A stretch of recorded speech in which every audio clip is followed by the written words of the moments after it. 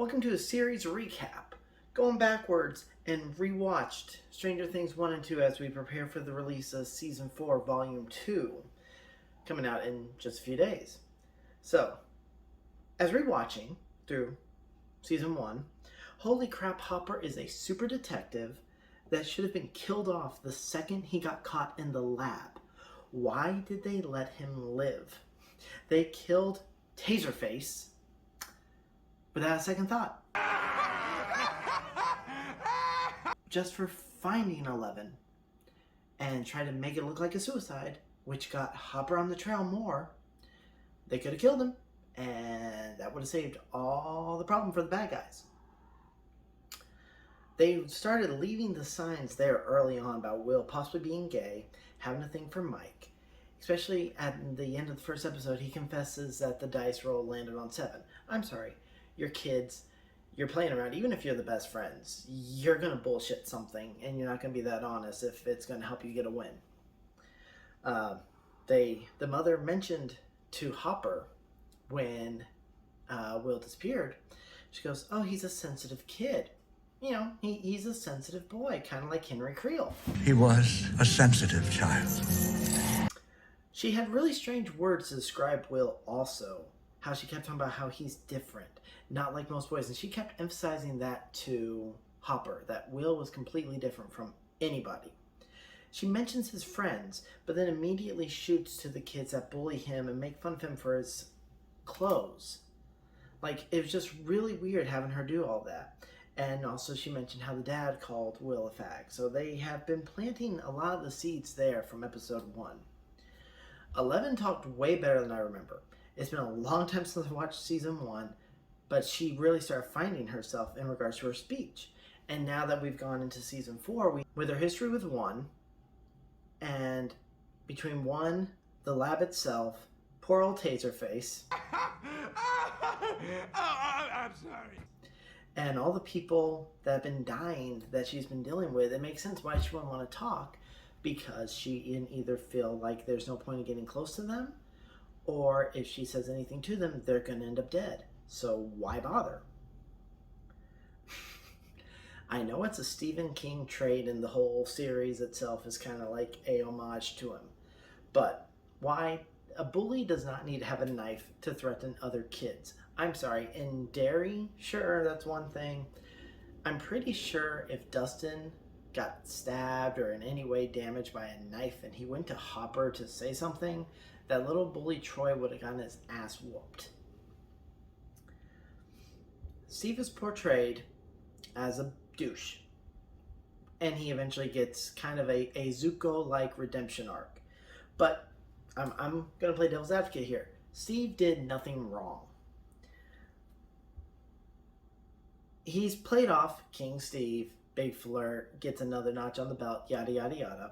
But from what we see, Nancy's the only girl. We hear stories, but we don't see anything otherwise. The underage drinking while his parents aren't home, yeah, normal thing in regards to movies like this. He destroys Jonathan's camera. Very harsh, but he could have done a lot worse. He could have beat the crap out of him right there, or, well, at least attempted to beat the crap out of him, because Steve, don't stop trying to beat up people. But Jonathan, on the other side, he should have never taken those pictures. Okay, cool. He was out looking for his brother. He heard a scream. He went running after it. Once he saw, he should not have stayed there taking pictures. He should not have developed these pictures. He should not have developed them at school. He should not have developed them at school while other students are there and could potentially walk in. Jonathan was an idiot. Steve had feelings for Nancy. He goes to go find her. What does he do? He finds her in bed, albeit they're close to each other, but he finds her in bed with the guy who took creepy photos of them. Of course, Steve is now heartbroken. Does he overreact with the stuff he does? Yeah, but still, he did nothing wrong. Just overreacted, got emotional, because he actually had developed feelings. One thing I would have loved to have seen in here was a Will-centered episode.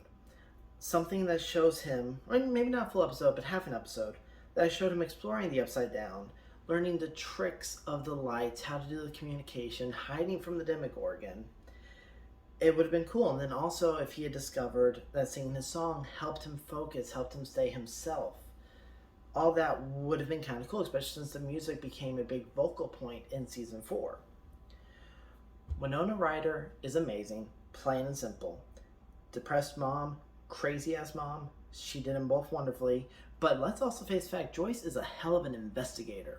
When you look at the little things she pieced together between figuring out the lights, how to make the letters for that, putting the maps together in season 2, she is phenomenal throughout the whole series in regards to what she can do. Season 1 was a great start to the series, and I'm really glad it was able to bounce its way back after what was season 2, which, hey, let's start off with a Fast and Furious style for a spin-off show, and thank God it's gone because nobody gave a shit about that. Jonathan had a great evolution from being the quiet guy that looks like he needs to be more asleep to be more alert, smiling more, and he's there as a quality older brother to Will, which I guess almost losing him could do that for you. But remember, in season 1, at the start, he really didn't care for his brother. He did, but he wasn't fully there for him. He wasn't fully committed to it. One scene I really loved in season 2 was Will getting a talk from Jonathan about embracing being a freak. And then you can offer embracing the boys embracing the fact of Bob being with the mother. I know the dad's a douche, so it makes sense because it's not like, oh, our parents are here trying to take mom from the dad. But you still see signs where the kids have trouble having the mother get someone else involved. But they were cool with Bob. And Bob was accepting of everything from the crazy feelings to the stories that he was able to be told to Will being considered a zombie boy. So, good guy Bob. This bothered me, rewatching through. And I get the joke of, they should not, of the group of 4, they should not have made the black kid be the black character from Ghostbusters. They should have drawn straws. They should have done something like that. But you know what? There is nothing wrong with Winston. And at least Winston is finally getting a show after all these years because he's going to be the top dog for the Ghostbusters. And I'm sorry, was it a thing that middle schools stopped doing dress up and somehow these boys didn't get notification of it? I remember Halloween still getting to dress up in costumes for it.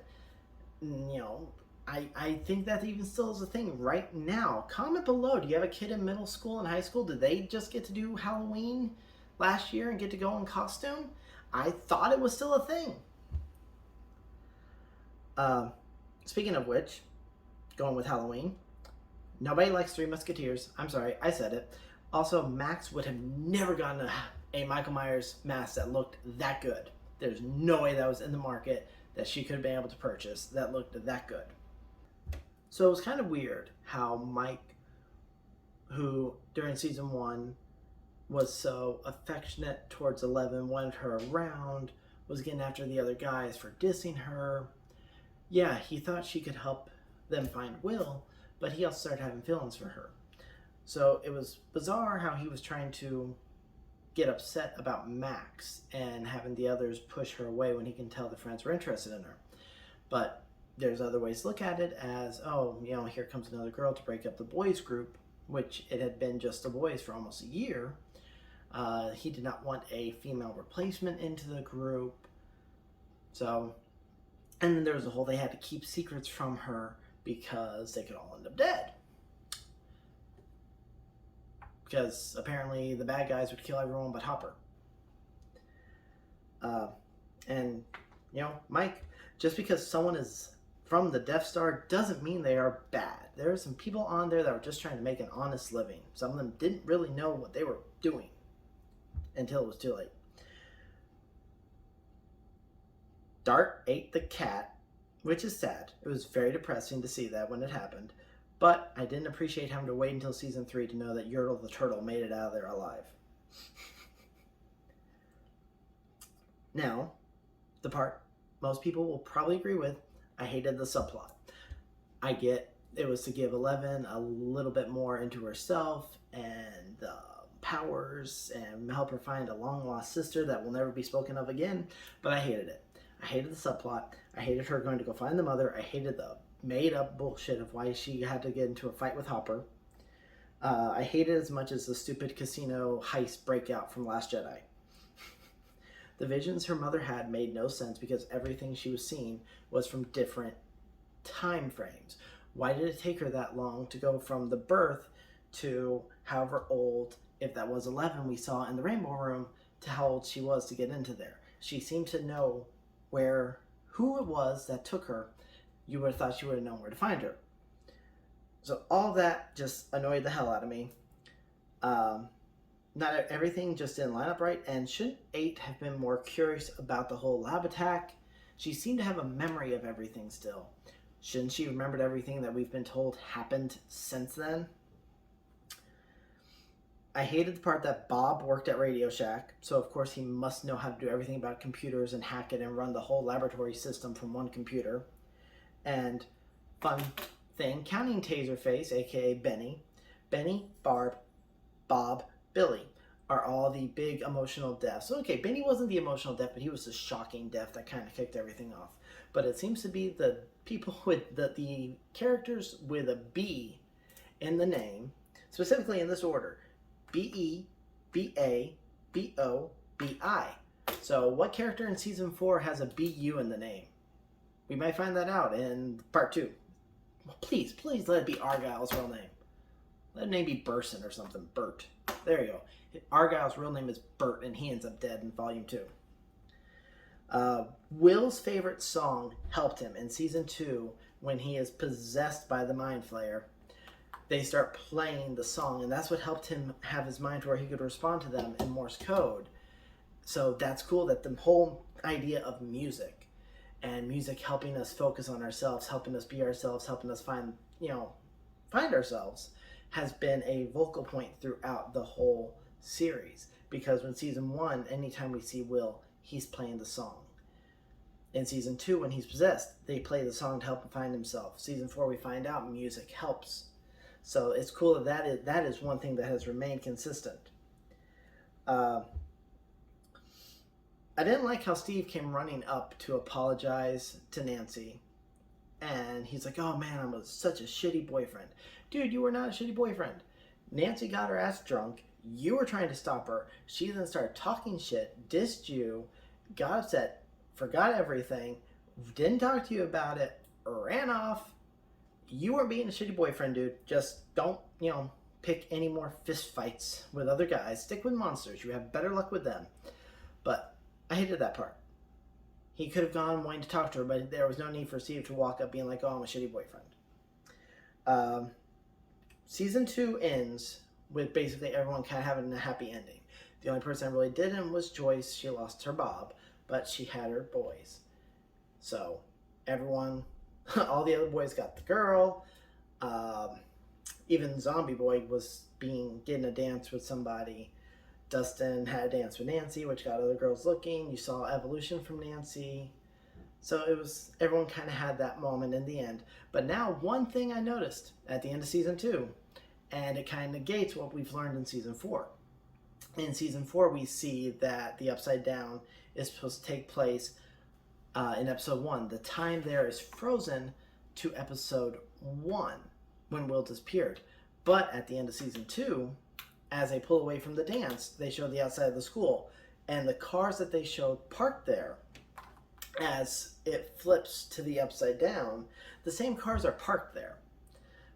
So now, 1, there's no way those same cars are parked there almost a year later in the same spots. 2, who the hell is driving in the Upside Down? If that was the case, based on what we would assume for the Upside Down in season 2, are the cars driving themselves?